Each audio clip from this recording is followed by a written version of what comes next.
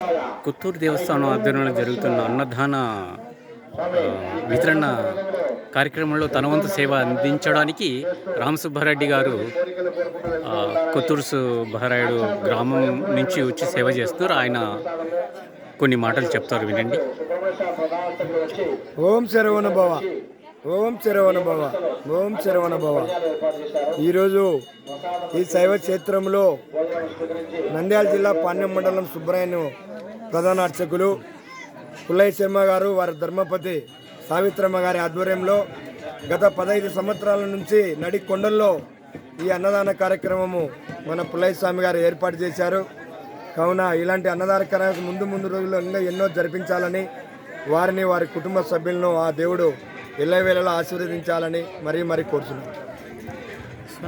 ఎంతమంది తింటారు చెప్పండి. గత సంవత్సరము 2024లో దాదాపు 14 లక్షల మందికి అన్నదాన కార్యక్రమం ఏర్పాటు చేశారు. ఇప్పుడు ఎంతమంది రావచ్చు? ఈసారి రూట్ కొంచెం మార్చారు కాబట్టి 17 నుంచి 18 లక్షలు అనుకునేది.